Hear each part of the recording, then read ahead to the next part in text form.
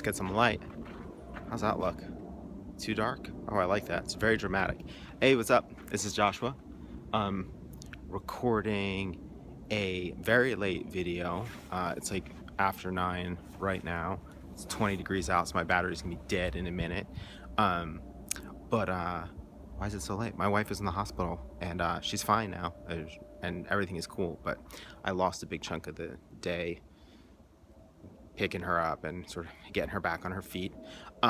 Okay, so I think what I'm doing is starting a new series of videos about graphic design process, like sort of specifically um, hacks that I use in my own work. I guess we could call them uh, best practices, but they're best practices for me only. They're not for anybody else. So they're based really specifically off the way that I work. And so this first in this first video or first installment, sorry, I'm like distracted by somebody talking in the yard next to me, is going to be to address a kind of central concept in how I work for maybe the last 3 years. And that's the idea of a minimum viable product. Is something I stole from the lean startup movement, which is for them is the idea of building a software app that does the absolute minimum to demonstrate the idea and to figure out if it works and if you like it and if people are into it, and then sort of building off of that. I think 37 Signals, who originally designed Basecamp, were kind of a precursor to this idea, and they referred to the idea of build half a product, not a half-assed product. So build the thing that only does the bare minimum of what you need, figure out if you like to use that, and then move on. The way that ended up working for me was I sort of realized how much of client work was a drag, not because it actually sucked, but because you did a ton of work that immediately got scrapped and you totally didn't need. So you do all this work and then you'd end up throwing it away. You didn't really need to hang on to it, or you invested so much time and effort into something, and then a client would Frankenstein that with something else, and you'd be upset because it was already good, and now they were making it bad, and you sort of had to dumb down work. So for me, how I sort of use the idea of a minimum viable product is, what can I make that can start the conversation with the client, and push it along productively so that we're all on the same page. And instead of doing a typical thing of like coming up with ideas and then spending anywhere from 4 to 20 hours getting an idea to sort of finished level and then showing that to a client, my goal is to show them to spend those 4 to 20 hours on lots of different options, as many as 12, and sometimes as little as 4 or 3 or whatever, and to show it to the client in such a context where it's not done and I'm not claiming that it's finished. So very often I'll say, this is the idea, and I'll show them something that's in all grayscale and be like, we'll figure out the color. The issue is, does the idea work or not? Another one might be showing really rough pencil sketches and then showing a few visual reference ideas. For other projects, I've shown very specific mood boards. So the concept will be like maybe something like decollage, which was like this sort of movement from the 60s, and we did a project that sort of referenced that. And so the mood board was just different examples of it, and it was like, here's the idea, here's why we would do this, because it references this, and this about the content. Is that idea interesting to you or not?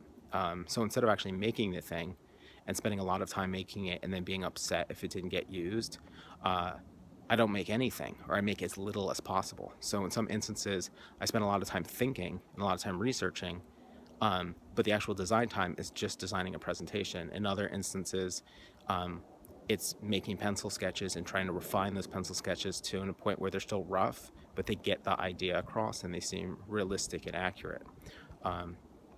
So how I define that sort of minimum viable product, or MVP, is not, it's not the same for every project. For it is based on the type of work, the content, the client, and the timeline. Uh, though the shorter the timeline, the more I push doing as little work as possible so I can get an idea in front of them quickly and only make one thing, not make three things, have them pick it, then have to revise it chaotically in the last minute. So the minimum viable product is really this idea about what can you make to push the conversation forward, um, and and and really get it focused on like this is the idea. Now this works for me because I'm not an exploratory designer. I come up with an idea, I figure out a way of presenting it, and in some instances that leads to a new idea and I scrap the original idea. But I almost always start out with a handful of ideas and work those through till they're finished and then build off those ideas with more. I never just kind of sit down and go like, okay, I'm designing now. I almost always start with research that leads to a set of ideas I plan to execute on, and then a couple more might prop out of that. So because it's very I don't know, very kind of problem solving based or very verbal based. It's not, the ideas are very rarely like, I'm going to make a beautiful thing that is going to astound everyone. It makes it really easy to adopt this kind of mindset because I already know what I'm trying to accomplish.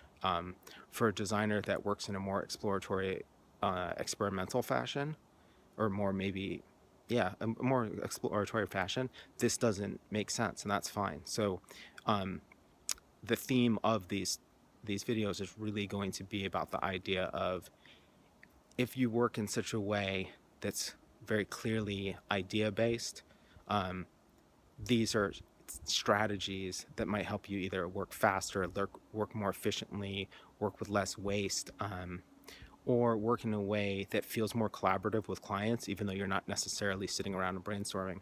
So just to recap, I would definitely look up that sort of minimum viable product idea. I think it was Eric Ries who initially defined it, and also check out the 37 Signals book, Getting Real, because their approach is very similar to sort of lean development. And think about, like, as you enter into a project that requires other people to work with, what can you show them that that answers their problem, but doesn't require you to invest a ton of time, so that you can get on the same page with them, feel confident in what you're doing, and then build from there. All right, thanks. Yeah, I think daily, probably for the next week or so, I'm going to do videos digging a little bit more into depth on some of these ideas. Cool, thanks.